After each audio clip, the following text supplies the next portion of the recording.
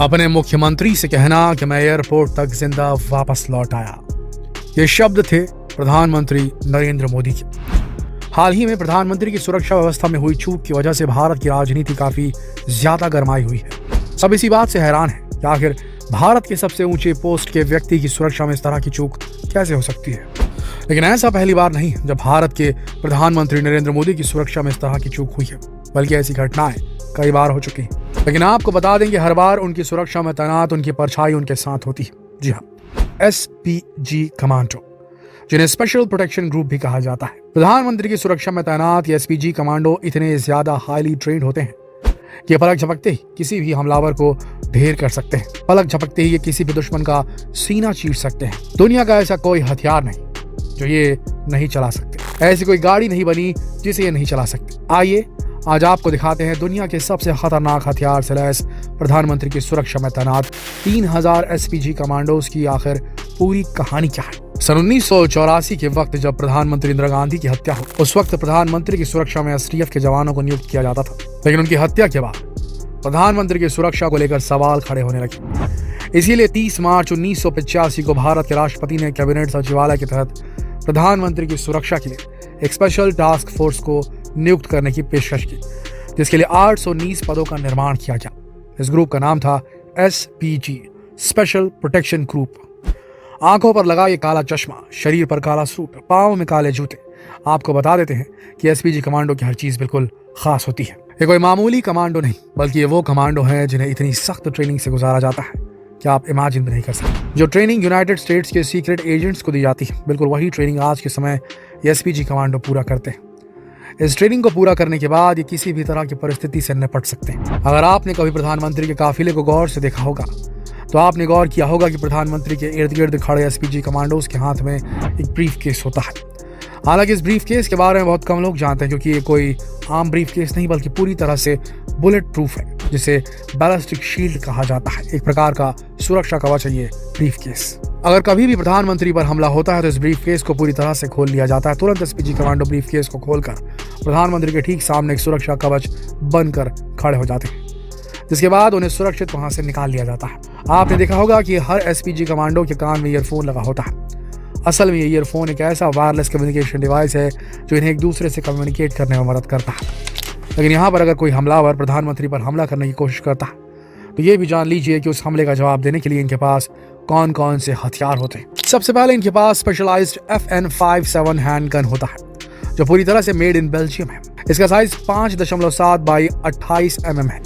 एक बार में इस हैंडगन से 20 राउंड फायर की जा सकती है। वही रेंज की बात करें तो ये 50 मीटर तक किसी भी दुश्मन को ढेर कर सकता है। लेकिन अगर किसी भी SPG कमांडो की गोलियां खत्म हो गई या हमले के वक्त उसके पास अगर कोई हथियार नहीं हुआ तो आप ये जान लीजिए कि SPG कमांडो उसके बाद भी बहुत ज्यादा घातक है। हर एक SPG कमांडो को हाई क्लास मार्शल आर्ट्स की ट्रेनिंग दी जाती है। यानी इस तरह से ट्रेन किया जाता है कि दुश्मन के हथियार को छीन कर उसी पर हमला कर सकते हैं। लेकिन दोस्तों, SPG के कमांडो कभी हथियार से खाली नहीं रहते। FN57 जैसे हैंडगन के अलावा इनके पास ऑस्ट्रिया में बनी हुई गोल्फ 17 और गोल्फ 19 जैसी हैंडगन होती है। इन सब के अलावा बहुत सारे SPG commando FN2000 assault rifle से लैस होते हैं। इस राइफल को भी बेल्जियम से मैन्युफैक्चर करवाया जाता है। आपको बता दें कि राइफल इतनी ज्यादा खतरनाक है कि ये आधा किलोमीटर में बैठे दुश्मन को ढेर कर सकती है। इस राइफल से एक बार में 30 राउंड तक की फायरिंग की जा सकती है। सेमी ऑटोमेटिक और फुल्ली ऑटोमेटिक जैसे ऑप्शंस के अलावा ये राइफल 1 मिनट में 850 राउंड फायर कर सकती है। इसी तरह कुछ SPG कमांडो FNP90 जैसी मशीन गन का भी इस्तेमाल करते हैं।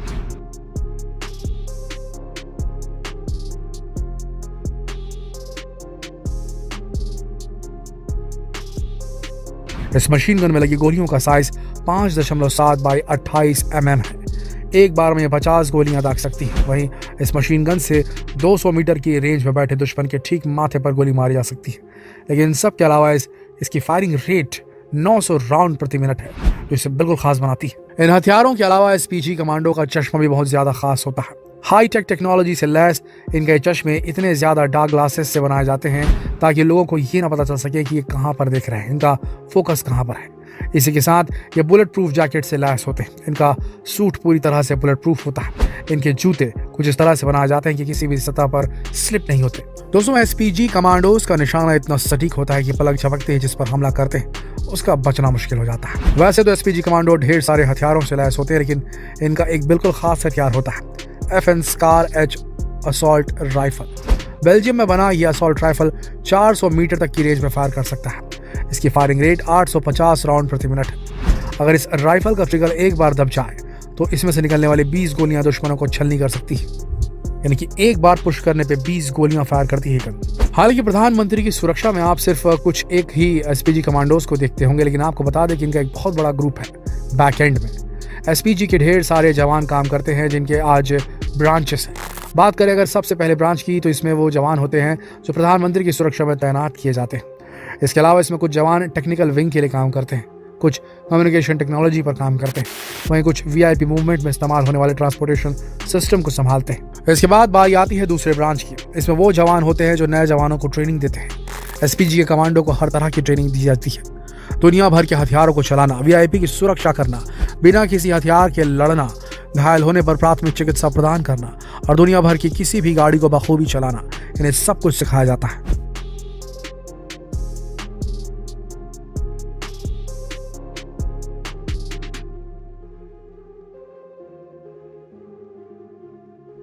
इसी तरह ब्रांच नंबर 3 में तैनात जवान इंटेलिजेंस विंग के लिए काम करते हैं। ये कमांडो संदिग्ध लोगों की जांच करते हैं, भर्ती किए गए नए जवानों का बैकग्राउंड चेक करते हैं ताकि किसी भी तरह की कोई चूक न रह जाए।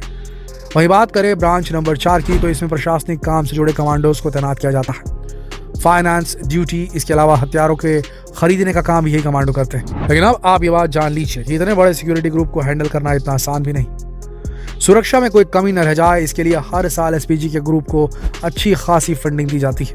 2020-2021 के बजट में 5.5 करोड़ रुपए एसपीजी के ग्रुप को दिए गए थे। लेकिन जब बात भारत के प्रधानमंत्री की हो तो उनकी सुरक्षा को देखते हुए यह रकम कोई मायने नहीं रखती।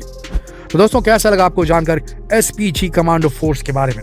हमें कमेंट में जरूर लिखें और जितना हो सके इस वीडियो को शेयर करें फेसबुक पर, व्हाट्सएप पर, यूट्यूब पर। कल फिर मिलेंगे एक और जानकारीप्रद वीडियो में। तब तक के लिए आप सबका इस वीडियो के अंत तक बनाने के लिए दिल से धन्यवाद।